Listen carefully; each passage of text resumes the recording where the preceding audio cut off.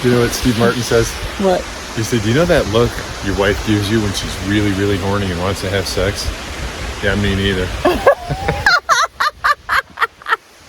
My beautiful wife Lori and I took two 11,000-mile motorcycle rides this summer, incorporating every must-see motorcycle road we could get our wheels on. This is the second video in a series of videos we're doing as a result of all of the beauty we saw this summer. We're capturing that, we're capturing what we thought were the highlights of it, and we're sharing them with you. So lots more content to come. You know, the interesting part about this pursuit of the great motorcycle roads is for every must-see motorcycle road or great motorcycle road, there was at least one other road around it that was just as good. This video is about one of those just as good roads. It's 14A from Dayton, Wyoming to Lovell, Wyoming. I've seen it called the Medicine Wheel Passage, Medicine Wheel Scenic Passage Byway, Bighorn Scenic Byway, whatever you call it, wait till you see it. Now, where should we pick the story up? It was all so amazing. This day was day 24 of 43 of our first trip this summer. In just the 8 days prior to this day, we had seen Sedona, the south rim of the Grand Canyon, the north rim of the Grand Canyon. We had ridden the Grand Staircase Escalante, which that was the first video we did in this series, twice up and back, Monument Valley, Moab, Million Dollar Highway, the Peak to Peak Highway, Highway 34 between Estes Park and Fort Collins, Colorado, one of those just as good roads, unbelievable, Custer State Park, Needles Highway, Iron Mountain Road, and we had seen Mount Rushmore. Just in those 8 days, there's no way to convey and capture how beautiful those days were and how adventurous those days were. Mountain scenery, beautiful vistas, and a 45-mile-an-hour crosswind coming north into Wyoming to end us up at the coolest little farmhouse Airbnb in the middle of a field in Lingle, Wyoming. Like, couldn't have made that up any better. Now for this day, it was just going to be the road from 14A from Dayton to Lovell, Wyoming. That road alone deserves its own video. But as I was looking at the day started out with Spearfish Canyon. How do you do a motorcycle video without including some of Spearfish Canyon? So I included some of that, and I included a little bit of our adventures on the way, a little embarrassing down and backs and dirt road encounters in Sheridan, trying to get us off on our way to the west. So I sped through that. Hopefully it works, and let's check it out. Okay, here is the map of our entire day, starting in Lead, Spearfish Canyon. Great ride here. All the way across Hulett Cool, Devil's Tower, big open, big sky country, all the way to Sheridan, where we discovered that this section here, recommended by Google Maps and Apple Maps, is dirt. And dirt don't work for the big fat Harleys, so we had to figure that out a couple of times, not just once. Went down, found one option, dirt, second option, dirt, and then we ended up going around the top through Manchester, which was all fine. The real key road here is Dayton to Lovell. Look at this road. Oh man, on the map, just bananas how that looks in the switchbacks, and it was every bit as good. Really, it was just a happy accident.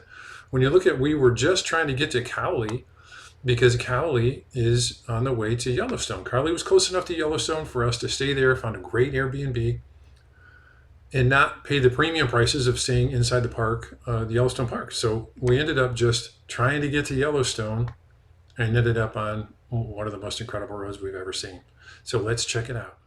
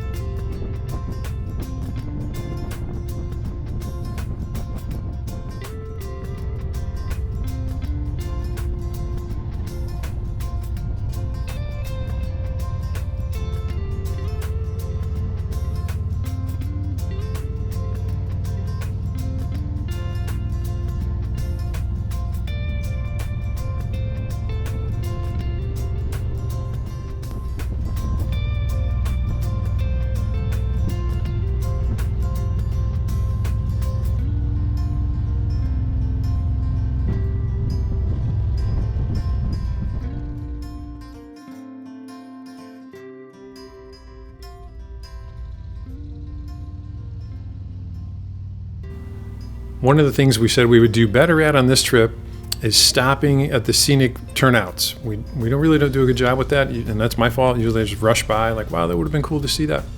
So this time we actually decided to turn around, and I have no explanation for the U-turn here, so don't think less of me. That's about a 65-foot U-turn when in our practice sessions we can do it about 18 or so. I don't know what I was thinking. So that was a new world record for longest U-turn, widest U-turn. But here we're going to pull into Bridal Veil Falls. Really, really cool place.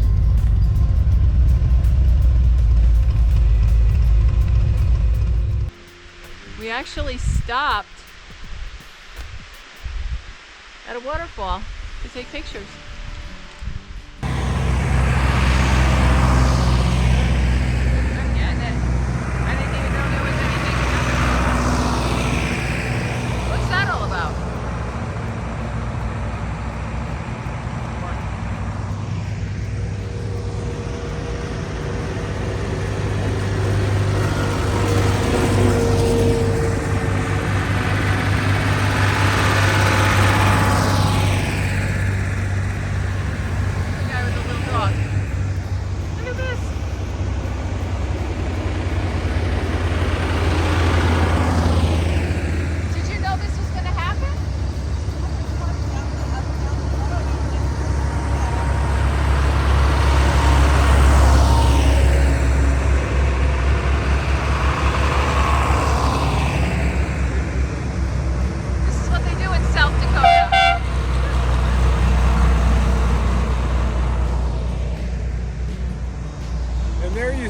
Every Thursday morning, we have a tractor parade.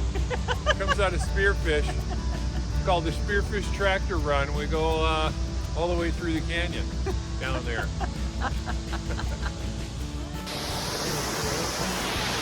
That was hilarious. If you'd have put a gun to my head and said, what would be the weirdest thing you'd see in the Spearfish Canyon? I don't think I would have guessed an antique tractor parade.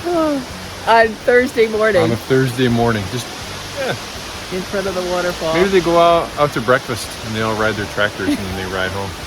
It's like the Indian River Riders on their bikes going to breakfast.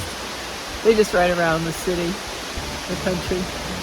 Yeah, well, hey, this is life. This is life on the road. The randomness of it. Yeah. And I'm glad you were able to capture that. Yeah, it's so funny. Look at that beautiful waterfall.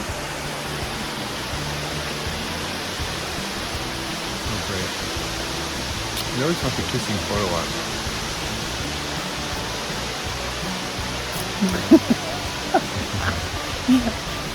You know, the duck face. Oh, the duck face.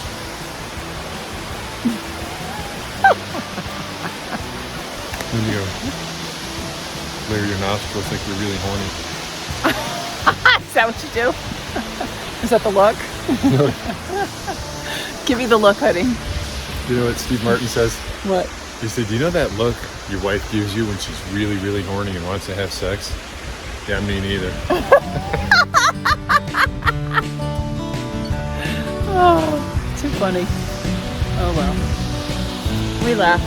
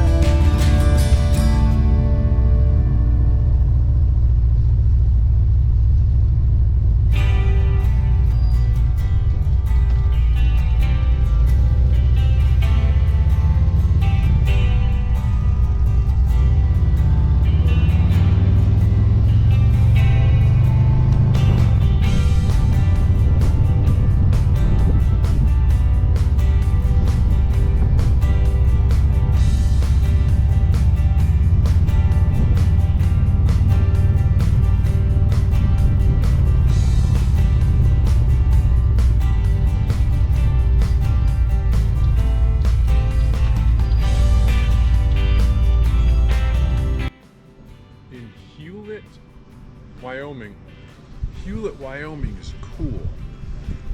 It's such a cool little, like, western town. Those storefronts are all wooden hitching posts and wooden walkways. Really, really cool. I thought it was pretty awesome. Nice, warm, little tiny bit chilly this morning, and now it's 70, and we're just soaking up the sun, having a great day.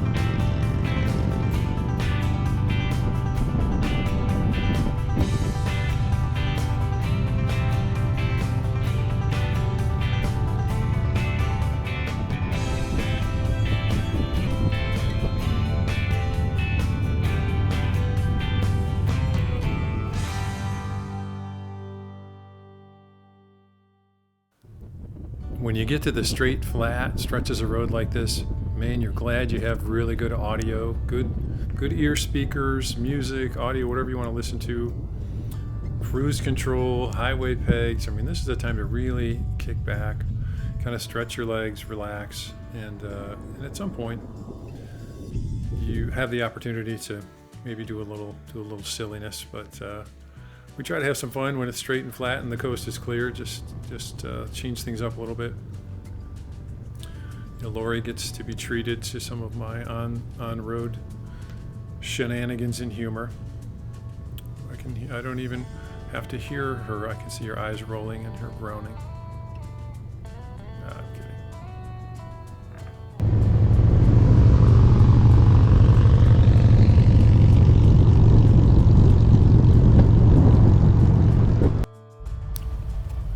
Had a nice stop, fuel and snacks in Gillette, Wyoming. Again, pretty straight and flat there. Tons and tons and tons of train cars. Man, there must have been 200 locomotives lined up, connected up together. On the right in these cars, you can see electric car fuel. Looks like that black stuff they dig out of the ground. Big area for that. Gillette, Wyoming. A couple of great big mines.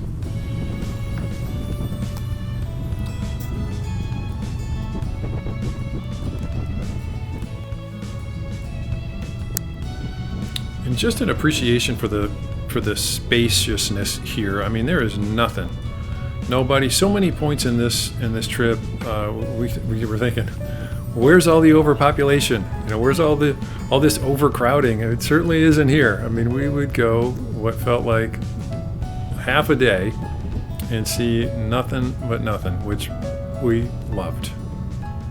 Which is big sky, open country, beautiful weather. It was a great day.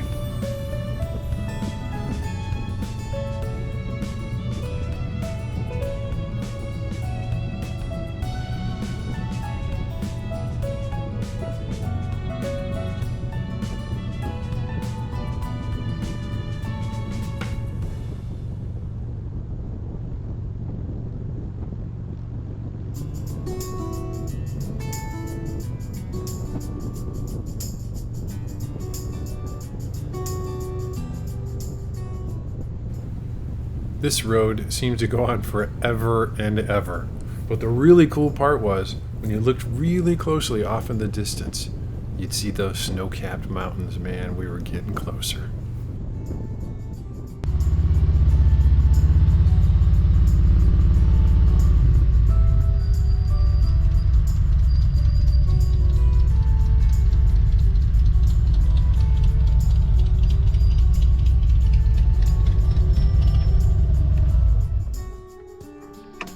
So sweet.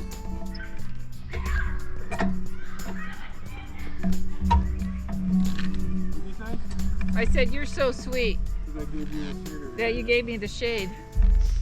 You can go first. always working for the next stop. That's on video. Oh. Sorry. Go ahead.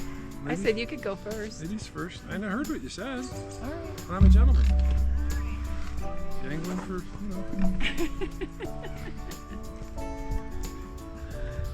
thing that shall not be mentioned. You're so naughty. So leaving Sheridan, Wyoming, we're heading on our way, we think, heading west. And this time we're following Apple Maps. Lori's thing said it was faster. So maybe just a couple of miles out, we hit the first dead end. Pavement ends. I mean, it was a little neighborhood, and then there wasn't any more road left. So, oh boy. So we turn around, head again just a couple miles back, and now we're gonna do my mapper. My Google Maps is right, and we get probably 12 miles out in the middle of nowhere. And it says turn right, turn right up here, and it's like this mountain pass road, and it is dirt coming up. So now we're like, what in the world? We got two ways out. We have no other options. The map's not showing us any other options because we told it to avoid highways. So without communicating it to us, Google Maps said, well, if you don't want the highway, you're going to get the dirt. So around we go again. Now, this was a real time suck because we were, again, it was probably 12, 13 miles out just at this turnaround. Got to go back into town. So now we head back to town for the next adventure.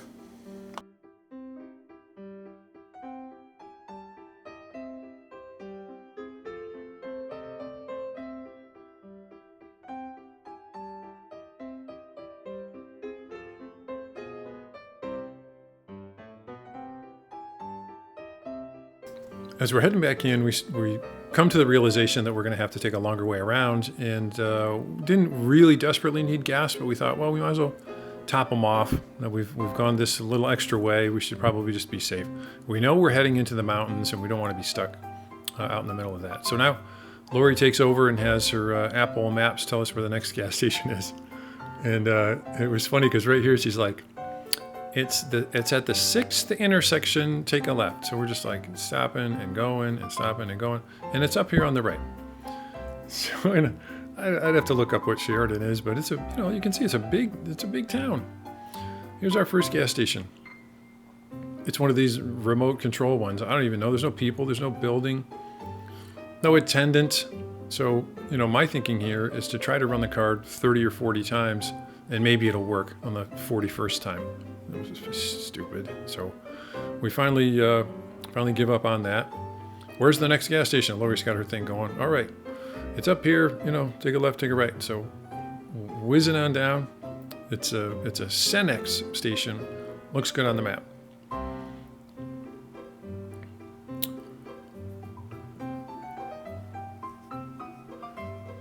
Ripping through, pushing a couple of red lights. Now we're getting a little cranky. It's kind of hot. It's in the 80s. We're dressed now. Fuel stop number 2. Bags over the pumps. Ain't nobody got time for that. We're out of time. We don't have any time.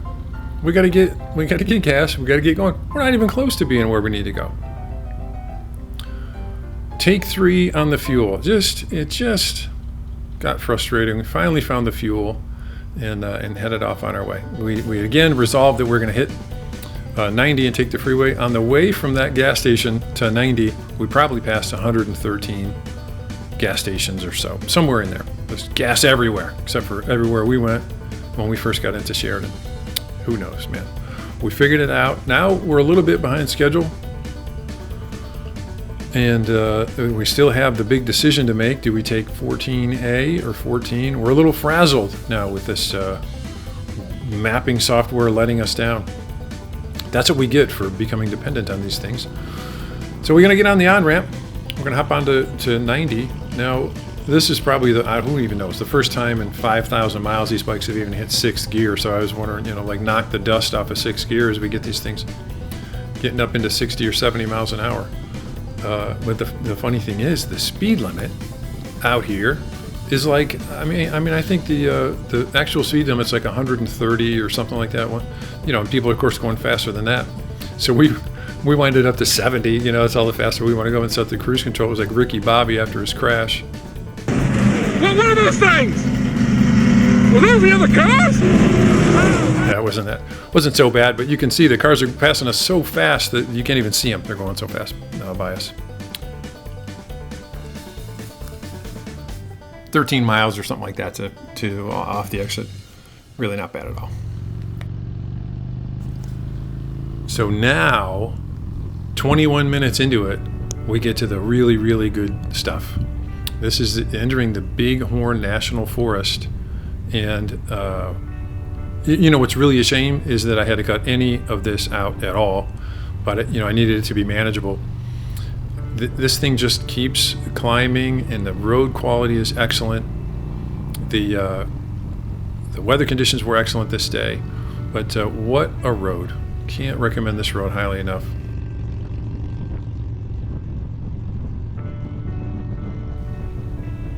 Now, I've watched enough motorcycle riding videos to know that too much riding video all put together can get a little tedious and a little boring, but for the next 15 minutes, I really worked this panorama around the 360 to get multiple angles. This is just, in my opinion, just like must-see footage. Just hopefully you can click it on full screen, just sit back and relax, turn up the sound, and enjoy the next 15 minutes or so of this unbelievable road.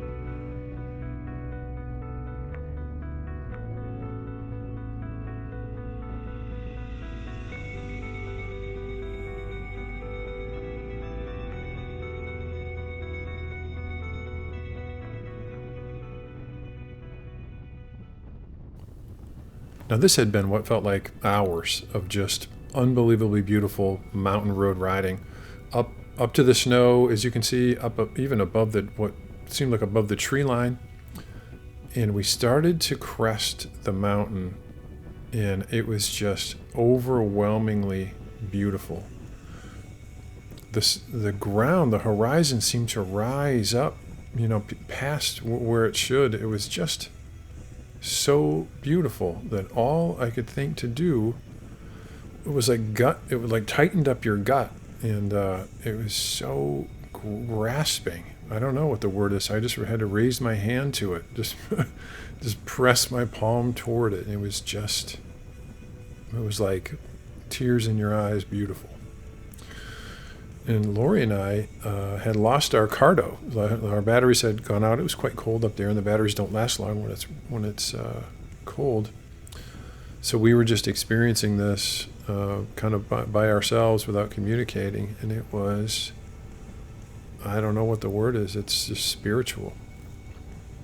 In fact, as soon as we got to a place at the bottom of the mountain where we could stop, that's the first thing Lori said, is that was just spiritual, or that was just God, I think were her words. It was really absolutely moving. Now, everyone's experience is different. It may have been the time of the day, the angle of the sun. It just illuminated the land, I guess, the horizon as it was rising. But I'm telling you, it was spectacular, just moving.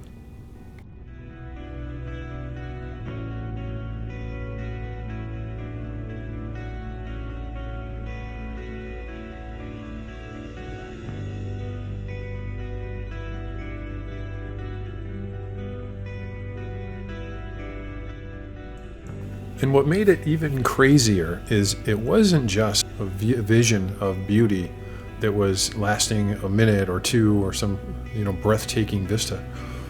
This thing lasted for miles and miles and miles. As we descended down the other side of this mountain, it was a different angle. You'd take a switchback, you'd take a turn, you'd come back, it would be again. It would just hit you with it. Just, wow, look at that. Another turn. Oh my God, look at that. It was like we've said before in earlier videos, it's kind of like the nearest I can compare it to, the only thing I can compare it to is a fireworks show. Where it's like some other thing shoots off. It's like, oh my God. And oh my God, another thing. But by the end, you're just exhausted. You're just filled with so much of it. There's so much awe and just beauty. It is arresting. It just gets you quiet, and it's a peak experience, right? I mean, you're there on the motorcycle.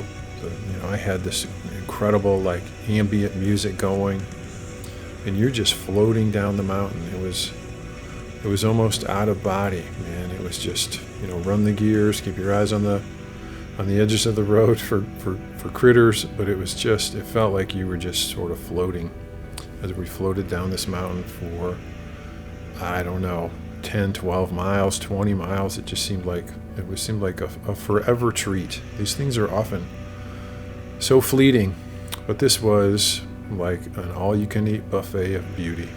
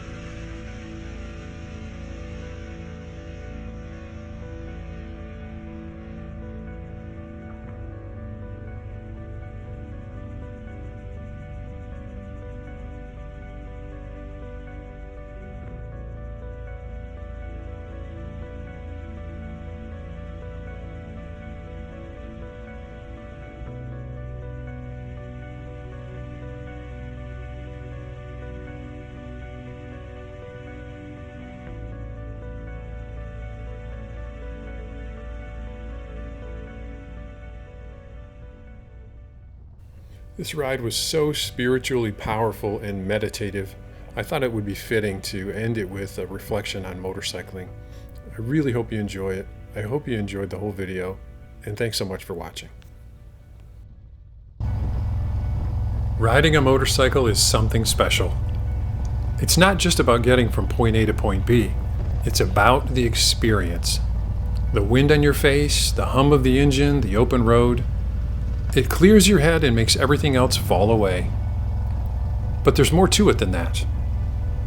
Think about this. When you're riding, you're sitting in one place, right? Your hands are on the bars, feet are on the pegs or the boards. You're focused on the road, aware of everything around you. In a way, you're still. But you're moving. Kind of weird, right? Well, that's where the magic happens. You're in the moment, tuned in, fully alive. You're not thinking about what happened yesterday or stressing about tomorrow. You're just riding. That's why a lot of people say it's like therapy. It helps you let go of all the noise in your head. What you might not realize is this: that feeling you get from riding, that's a lot like meditation. No, I'm not talking about sitting cross-legged and humming to yourself. I mean something simpler. It's about focus. When you're riding, you can't be anywhere else but right there. You're breathing, you're watching the road, you're feeling everything around you. That's what meditation is, just being in the moment. And it helps. It helps chill you out, keep you sharp, and brings you back to what really matters. It helps separate the signal from all the noise. Plus, when you take the time to just breathe while you ride, say a few good words to yourself, or even just enjoy the scenery, you're doing something powerful. You're not just riding, you're taking care of your mind, your body, and your soul. We all ride to be free, to leave the stress behind. But what if you could use every ride as a chance to not just escape, but to grow?